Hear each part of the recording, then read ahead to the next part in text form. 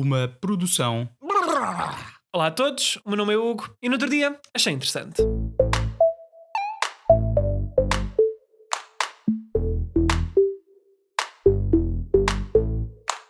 Existe uma coisa que todos os seres humanos têm em comum.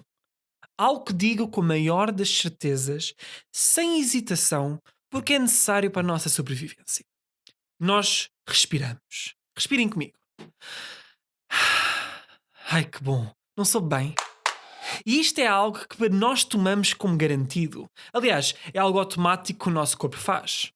Nós precisamos de respirar para que as nossas células utilizem o oxigênio para os seus processos e para remover o dióxido de carbono que corresponde a um resíduo ou ao lixo que ficou depois dos processos celulares terem terminado. Todos os processos do nosso corpo precisam de oxigênio e são poucos os seres vivos existentes neste mundo que não utilizam este gás. Um estudo realizado pela Universidade Politécnica de Marche, em Itália, encontrou os primeiros seres vivos multicelulares, ou seja, com mais do que uma célula, que vivem em ambientes com ausência de oxigênio. Foram encontrados numa região do mar Mediterrâneo cuja concentração salina é tão elevada que não deixa o oxigênio dissolver nas suas águas. Estes seres vivos devem ser muito salty. Mas hoje não vou dedicar este episódio a estas luriciferas. Nome incrível, não é? Vou falar sobre a origem do oxigênio neste planeta. O fabuloso e complicado processo que ocorre nas plantas. A fotossíntese. Este tópico demonstra ser uma grande dor de cabeça para muitos alunos a tirar Biologia e Geologia, porque tem imensos nomes e transportadores químicos que de muito parecem dizer pouco, para a maior parte da população mundial. Mas não se preocupem.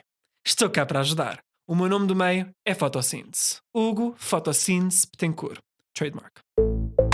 O processo da fotossíntese, no geral, é a utilização de luz solar, dióxido de carbono e água para produzir alimento para as plantas e libertar oxigênio.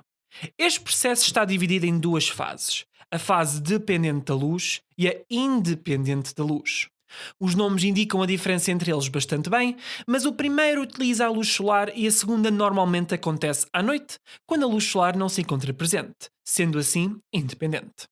Como já todos sabemos, depois do episódio do Feixes de Luz, a luz solar é constituída por partículas chamadas fotões que têm muita energia.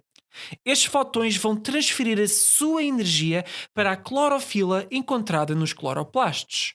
Estes cloroplastos são constituintes das células vegetais responsáveis pelo processo da fotossíntese. Dentro destes cloroplastos temos os tilacoides, que se assemelham a pequenas caixas todas empilhadas umas em cima das outras, e com a clorofila lá dentro. Portanto, a clorofila recebe a energia deste fotão. E para onde é que vai essa energia toda? Aqui entra a água. A clorofila pega numa molécula de água e dá energia a um dos eletrões.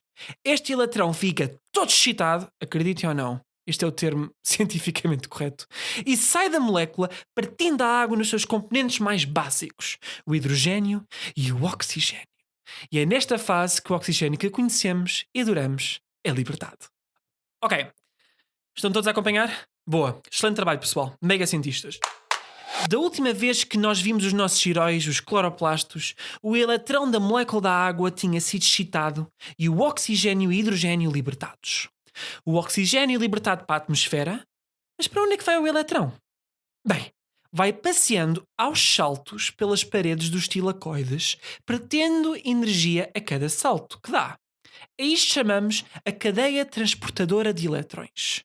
A cada saltinho, a energia que é perdida é convertida na fabulosa molécula chamada ATP, que nós já falámos aqui no Achei Interessante.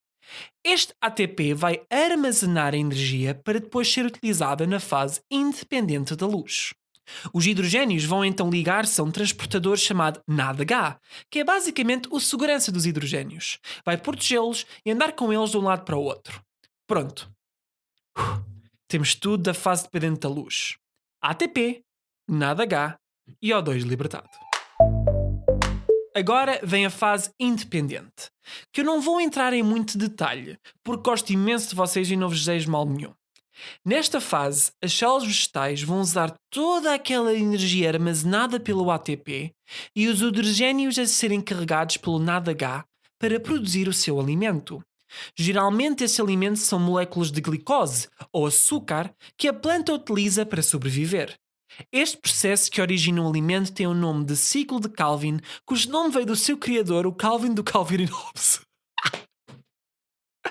Vá, estou a brincar. Foi o bioquímico americano Melvin Calvin em 1957. Mas boa piada. Por isso, respirem fundo. Usem bem esse oxigênio, porque é basicamente um produto um bocado aleatório da fotossíntese. Acontece porque a planta precisa do resto da molécula de água para produzir o seu alimento. Não é giro saber que a nossa existência advém das plantas a darem os restos dos seus processos? Que nice. E nada assustador.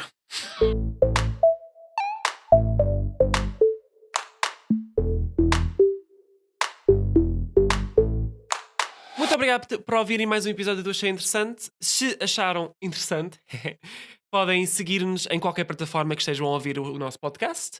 E sempre que queiram sugerir novos temas, eu estou mais que disposto a ouvi-los. Por favor, mandem uma mensagem, mandem um e-mail ou então mandem uma carta. É sempre bonito ver uma carta. Muito obrigado.